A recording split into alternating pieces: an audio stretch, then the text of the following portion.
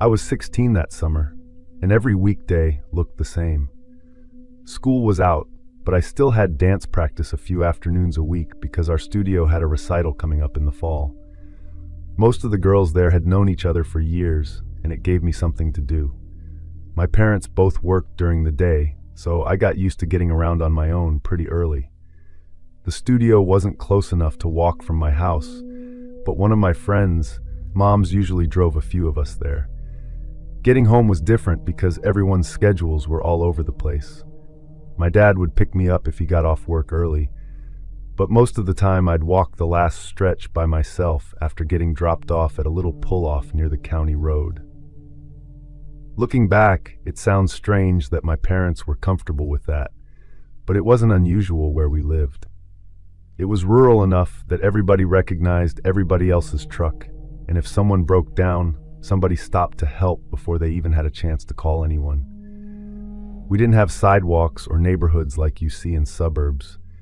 There were stretches of road with woods on both sides, then a few houses, then another long stretch with fields.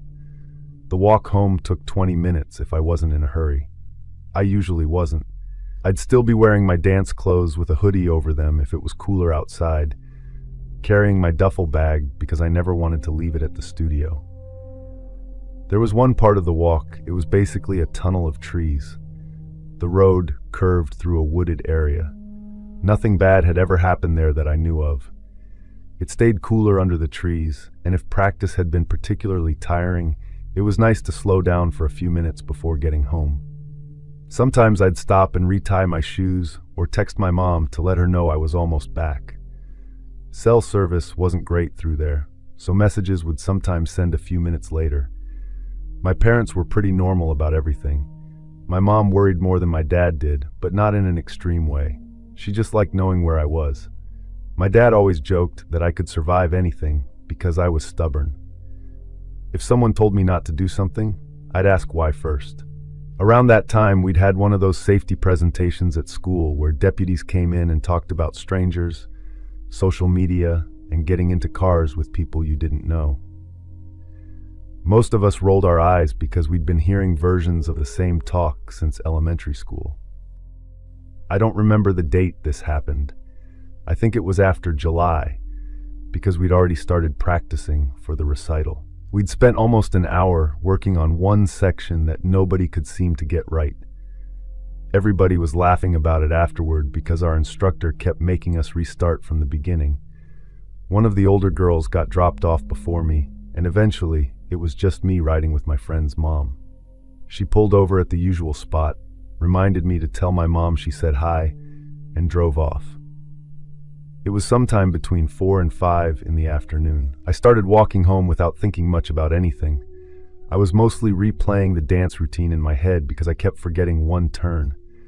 I saw one pickup pass me going toward town, and another car maybe a minute or two later.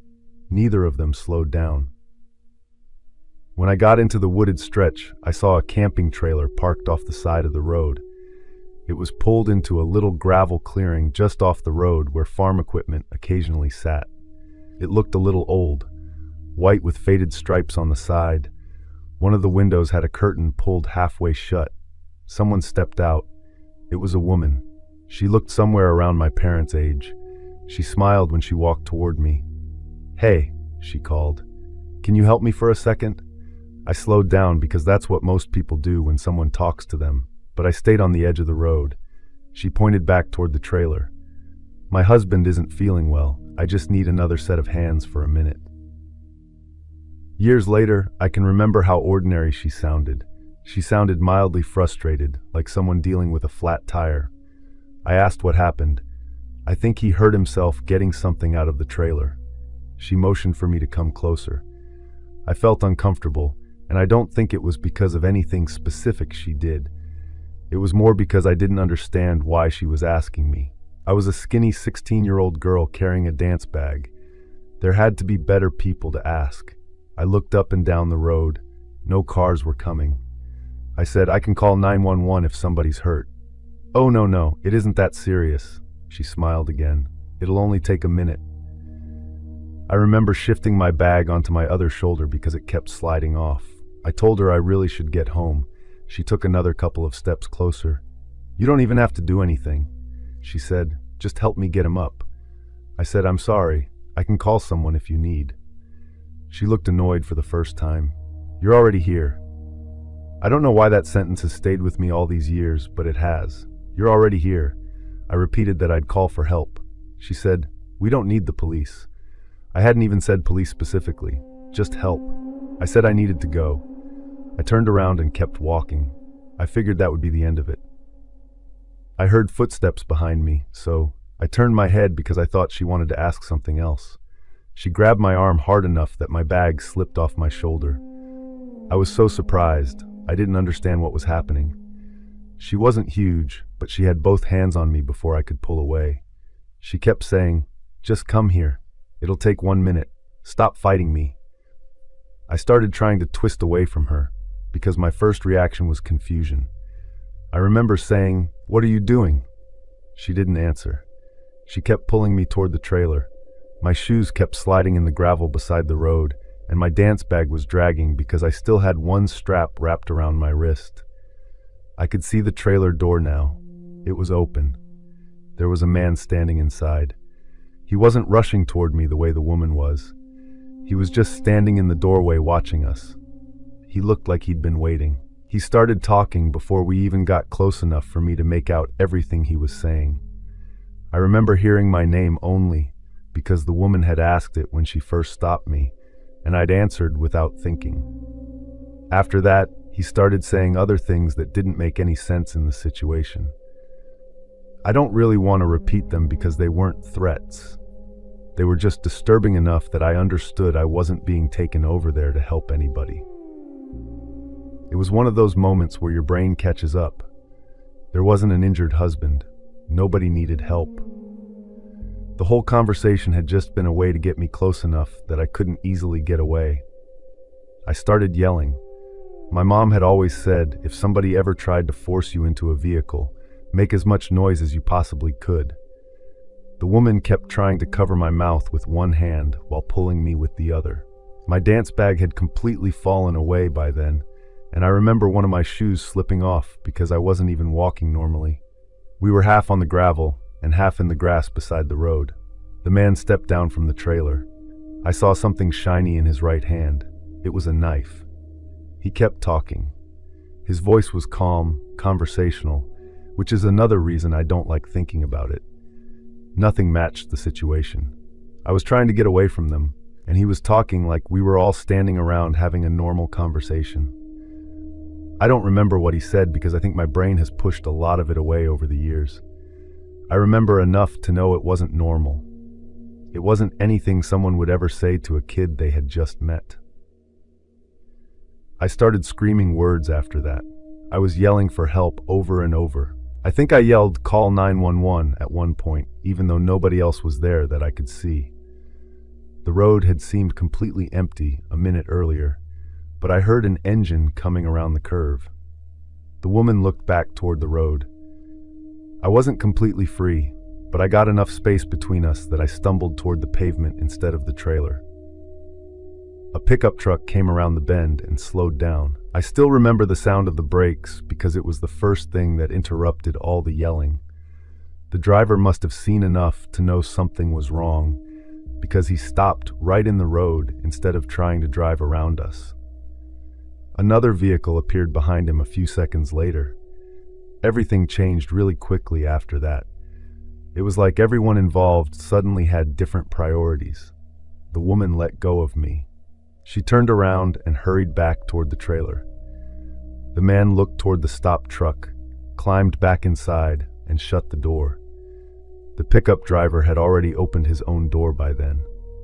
I remember him yelling. The trailer started moving immediately. I don't know if they'd already had the engine running or if someone had started it while everything was happening. It drove in the opposite direction from where the truck had come.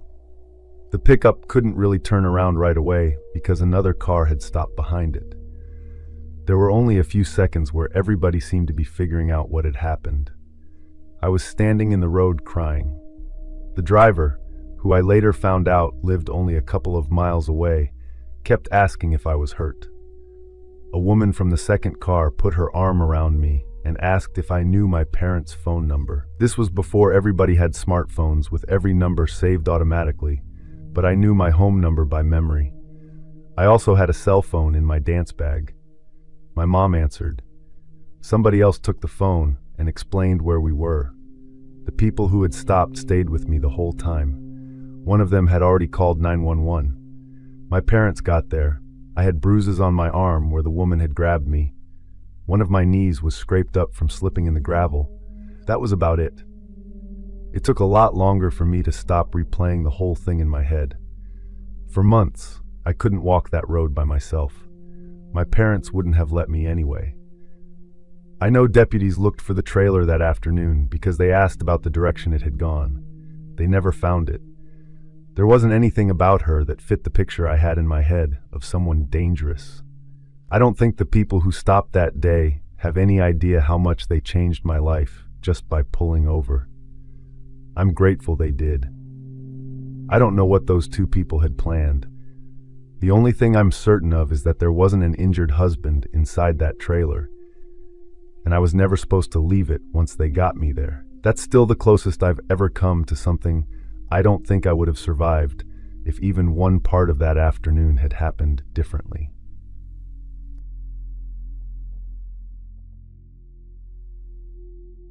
I was 23 when this happened. It's been around 5 years now.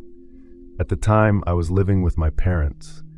Rent where we lived had gone up a lot, and it just made more sense to stay home for another year or two. We got along pretty well. I had friends who couldn't wait to move out because they fought with their parents constantly. But that wasn't really my situation. We mostly stayed out of each other's way during the week and spent weekends together if nobody had other plans. I worked at a billing office about 25 minutes from our house. I'd leave around 7:30 every morning because traffic got noticeably worse after that. There were like 15 people in the office altogether. It was one of those jobs where everyone knew everyone's business. The office itself was pretty relaxed. We listened to music quietly while we worked. People brought snacks in all the time. And every Friday, somebody wanted to order lunch from somewhere different. My biggest complaints were that I wanted a better paying job eventually, and that my car needed new stuff. Outside of work, I wasn't doing much that would make me memorable. I wasn't going out to clubs, posting videos online, or anything like that. Most evenings I'd get home around 5:30, help make dinner if my mom wasn't already cooking. Sometimes I'd meet one of my friends for dinner on Saturdays, and every now and then we'd drive out to this shopping center about half an hour away because they had stores we didn't have closer to us. I used Facebook more than anything else back then. I know a lot of people barely use it now, but years ago I was still on there every day. Mostly it was pictures of my dog, birthdays, family stuff, and sharing things that made me laugh. I wasn't one of those people who posted every hour, but I definitely shared enough that someone paying attention could probably tell where I worked and roughly what my schedule looked like. I never thought about privacy very much. My account wasn't completely public, but I also wasn't careful. If I checked in somewhere, I didn't think twice about it. If I bought something I liked, I'd post a picture. If my parents and I went somewhere for the weekend, I'd upload photos before we even got home. Afterward, I went back through everything I'd posted over the previous year, and I realized how much information I'd basically handed to strangers without meaning to. Nothing had happened before this that made me think someone was paying attention to me. I didn't have an ex-boyfriend causing problems. I wasn't arguing with anyone online. I wasn't being harassed at work. Tuesdays were usually our busiest day at work after everything from Monday piled up. I left the office a little later, stopped for gas because my fuel light had been on since that morning, and picked up takeout on the way home because my mom texted asking if I could. It was cool outside, and I was sitting on the couch with my feet up watching stuff on my phone while my dad watched baseball. My phone buzzed with a text from a number I didn't recognize. I assumed it was spam because it only said one sentence. Blue hoodie, gray pants. I looked around the living room like one of my friends had somehow been outside the window, but our curtains were closed and nobody I knew would joke like that. I didn't answer. About 40 seconds later, another message came through. You should close the front curtains all the way. I looked at the window. There was a small gap where the curtains didn't quite meet in the middle. You could see into the living room if you were standing outside. My stomach dropped. I asked my parents if either of them knew the number. Neither did. My dad walked straight to the front window and pulled the curtain open. There wasn't anybody standing there. Our street wasn't very busy at night, but there were a couple cars parked along the curb and a neighbor walking his dog farther down the block. I blocked the number. 10 minutes later, another text came from a completely different number. Blocking doesn't help. I don't think I'd ever felt my heart race like that before. My dad took my phone and called the number. Nobody answered. He called again, straight to voicemail. Then he tried calling from his own phone, and it didn't even ring before disconnecting. My dad turned the porch light on and left it on until morning. Before I went upstairs, he checked that every door and window was locked. The next morning, I went to work like normal. Somebody had randomly picked our house and thought they were funny. When I told 2 people at work about it, they both immediately asked if I had an ex who was being weird. When I said no, they started throwing out possibilities. Anything sounded better than somebody actually watching me. 3 days passed without another message. The following Thursday, I stayed about an hour late at work because we were trying to finish a monthly report before Friday. Our neighborhood usually looked pretty quiet around that time. Kids would still be riding bikes a few streets over, but most people were getting home from work. As I turned onto our street, I saw someone running. He came from the side of our property and cut across the sidewalk toward the street between our house and the next one over. I was still driving. He looked like an adult man wearing dark clothes, somebody trying to leave without being noticed. I slowed down. By the time I pulled into our driveway, he had disappeared between houses farther down the block. My parents' cars weren't there yet. I sat in my car with the doors locked, looking at the front door and trying to decide whether I was overreacting. I called my mom and asked how far away she and my dad were from getting home. She was about 15 minutes away, and my dad was only a couple minutes behind her, so she told me to stay in the car and keep the doors locked until one of them got there. People drove by. One of the neighbors waved because I was parked in the driveway with the engine running, and I just smiled back like everything was normal.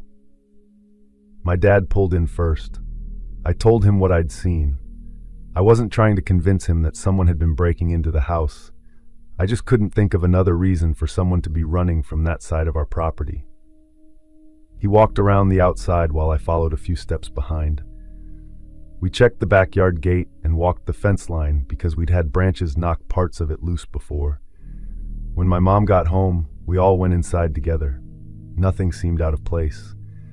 My mom's jewelry box was untouched upstairs. None of the windows looked damaged and every door was still locked. My dad said whoever I saw had simply cut between yards because they were trying to avoid traffic or somebody else. I changed my Facebook settings so everything was private. I deleted old posts where I'd checked into places and removed a lot of pictures that showed the front of our house. I also stopped posting anything until after I'd already left wherever I was. I never got another text after the second number. There were a couple evenings where my dad joked that our mystery fan must have gotten bored. We'd laugh about it for a minute. I think everyone was trying to move on. That day, my parents had gone to look at furniture because they wanted to replace our dining room table. I remember my mom asking if I wanted to come with them, but I said no because I wasn't feeling very motivated to leave the house. I'd cleaned my room that morning, made myself lunch, and ended up sitting in the living room. It was the middle of the afternoon, bright outside. I mention that because some people assume this happened late at night. I must have been sitting there for close to an hour. At some point, I stood up because I wanted another drink. The kitchen was directly behind the living room, and as I turned around, there was a man standing 6 or 7 feet away. He had on a dark sweatshirt, jeans, and a cap pulled down. I don't remember much about his face. What confused me more than anything was that he wasn't supposed to be there. Just, why is there someone in my house? He moved toward me. He reached for my arm, and I twisted away before he got a good grip. There are pieces I don't remember. I know I ran toward the front door because it was closer than going farther into the house, and I remember hearing him behind me. I got outside. My car was in the driveway with my keys still in my pocket. I remember getting inside, locking the doors, and starting the engine while I was crying so hard. I backed out of the driveway, drove about 3 streets away before I stopped in the parking lot of a small pharmacy. That's where I called 911. I was shaking so much that the dispatcher had to ask me a few times to slow down because she couldn't understand what I was saying. Police got there before my parents did. They searched. I never saw anyone run out of the house. I only know there was someone in there because he was standing right behind me, and he tried to grab me. My parents arrived while the officers were still there. They found a basement window that looked like it might have been forced open earlier, though they couldn't say for certain when it had happened. There weren't obvious signs that the house had been ransacked. Nothing expensive was missing. Nobody could explain why someone would hide inside the house during the middle of the day instead of stealing something and leaving. For months after that, I couldn't stay home by myself. If my parents were going somewhere, I'd either go with them or meet a friend. Even taking the trash outside after dark made me nervous. They never identified anyone. I don't think any of us ever completely relaxed again. Later, I was looking through my old Facebook profile and noticed something I'd never paid attention to before. There were a handful of accounts that had liked everything I'd posted for months. Most had very little information. No real profile pictures, no friends. I also changed my phone number. I remember asking myself over and over how somebody had gotten it. I wasn't listed publicly anywhere that I knew of. The only thing I could come up with was that someone had been watching me long enough to figure things out, or maybe they found information through social media that I didn't realize I was sharing. Whoever sent them was close enough to see into our living room. I hope whoever that man was never found another house to hide in, and I hope he never did to someone else what he did to me. I got into camping during a stretch of my life where I was trying to spend less time indoors. I was in my mid-20s, working at a place that handled restaurant supplies, and after spending 40 or 50 hours every week surrounded by concrete floors, forklifts, and loading docks, I found myself wanting the complete opposite whenever I had a couple of days off. Most of my friends weren't interested in doing that kind of thing. They'd rather stay home, play games, or go out drinking. I did all of that too once in a while, but after standing around noisy buildings all week, the last thing I wanted was another crowd. Camping was cheap, and I already had most of the gear after buying things one piece at a time over a couple of years. The place I usually went wasn't very far from where I lived. It was a patch of public woodland that people from nearby towns used for hiking, fishing, and camping. By evening, it emptied out. There were designated campsites closer to the entrance, but I'd normally drive a little farther in because there were a few clearings that gave you more privacy without being difficult to reach. I probably went there 6 or 7 times before this happened. Nothing interesting had ever happened on those trips. If anything, they were all kind of boring in a good way.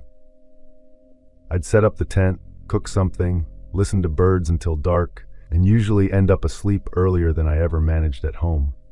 I remember one trip where it rained almost the entire weekend, and I spent hours sitting under a tarp reading an old mystery novel I'd found at a thrift store. Another time, I forgot coffee filters and ended up trying to strain grounds through paper towels, which worked about as well as you'd expect. Those are the kinds of memories I usually think about when I think of camping. I'd gotten off work Friday afternoon, went home, threw some clothes into a duffel bag, grabbed the cooler from the garage, and stopped for gas and groceries before heading out. I wasn't in any hurry. The weather couldn't have been better. I remember having the windows down almost the entire drive because it felt good after being inside all day. When I got to the clearing I liked, nobody else was there. I parked the car where I always did and started unloading everything. Setting up camp had become automatic by then. Tent first, sleeping bag next, folding chair, cooler, little camp stove, lantern. I had a plastic storage bin that held random supplies like rope, matches, paper towels, bug spray, and a first aid kit. Most of it stayed outside because there wasn't enough room inside the tent once I rolled my sleeping bag out. I spent the afternoon walking one of the trails with a camera I'd bought secondhand. I wasn't good at photography, but I liked taking pictures. Looking back through old folders on my computer years later, I actually found a few pictures from that trip. They're just ordinary pictures of trees and sunlight coming through branches. There's nothing strange in any of them.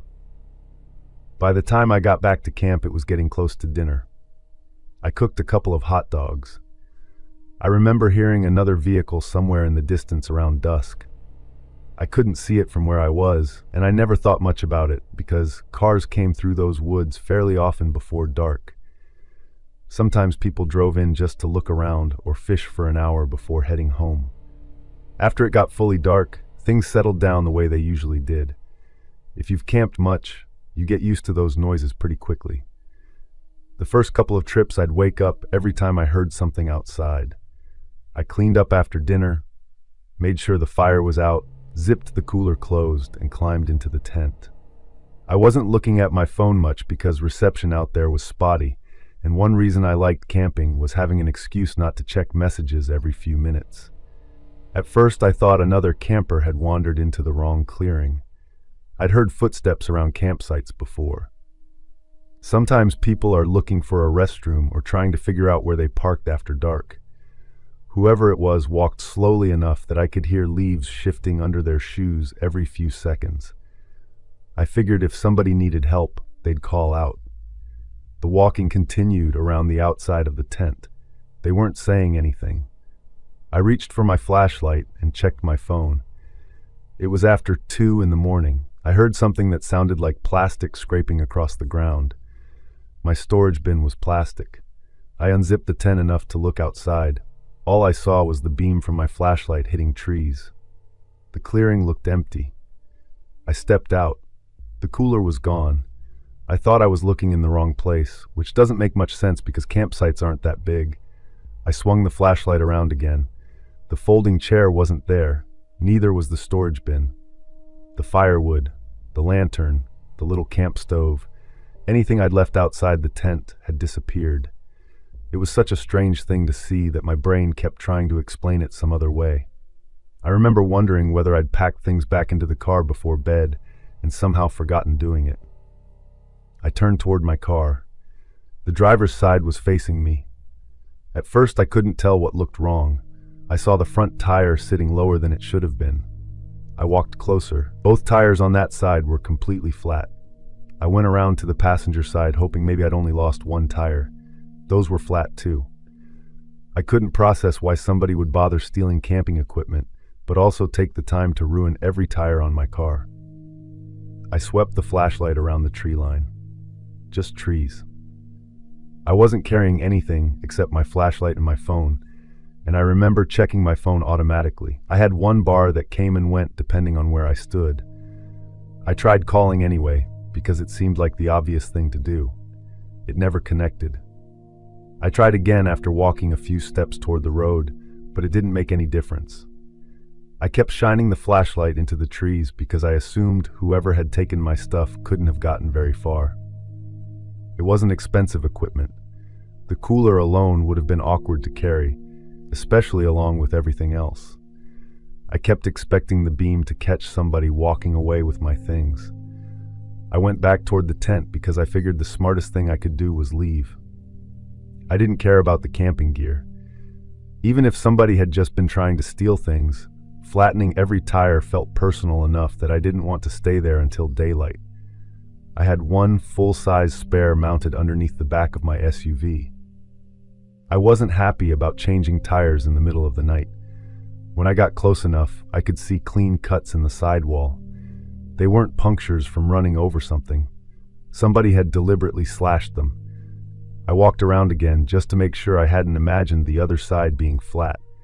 Every single tire had the same kind of damage. It wasn't something I could fix. That was the moment I got scared. I started thinking about how long it would take before anyone else happened to drive through there, and it occurred to me that I hadn't told anyone exactly where I was camping that weekend.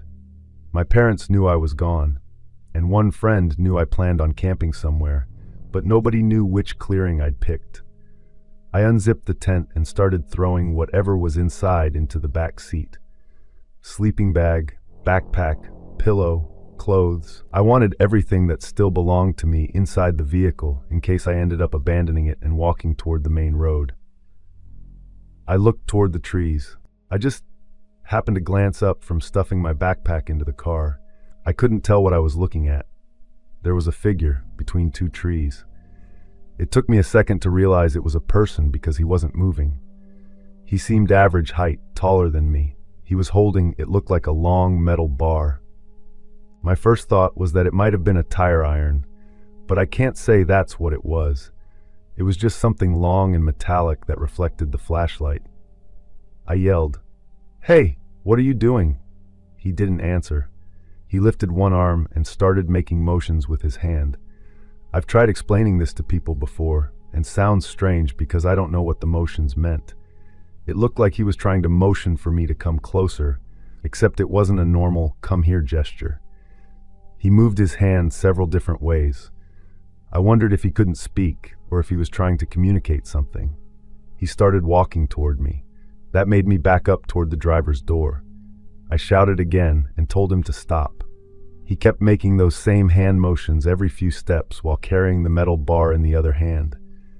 I got into the driver's seat and locked the doors. It's just what people do automatically. I hit the horn a few times. The sound echoed through the trees. He stopped for 2 seconds. Then he started moving again. I started the engine. The SUV wasn't going to drive normally with 4 ruined tires, but I figured moving on the rims was still better than sitting there waiting for someone to reach the driver's door. As soon as I put it in gear and pressed the gas, the vehicle lurched forward with one of the worst grinding sounds I've ever heard. It barely wanted to move. I was thinking for half a second that I wasn't going to make it out. I saw the man break into a run. He was trying to cut across the clearing toward where I was pulling away. I could still see that metal bar in one hand. I kept my foot down. The SUV bounced over roots and rocks, and I thought I was going to destroy the suspension before I reached the access road. When I finally got onto the gravel road, I was too busy trying to keep the vehicle moving, even though it felt like it wanted to shake itself apart. I looked into the rearview mirror. There wasn't anyone standing in the road. The clearing had already disappeared behind the trees. I drove until I found a place where my phone finally picked up enough signal to make a call. I contacted roadside assistance first, then called the local sheriff's office because it seemed like the right thing to do after somebody had vandalized my vehicle and stolen my equipment. I never got any of my camping gear back. Replacing the equipment took a while because I didn't buy everything again at once. I still camp once in a while. Whenever I'm setting up a campsite now, I make sure everything I care about is inside the tent or locked in the vehicle before I go to sleep. I've had rough camping trips. None of those bother me. The only trip I've never talked myself into repeating is spending a night completely alone in those woods.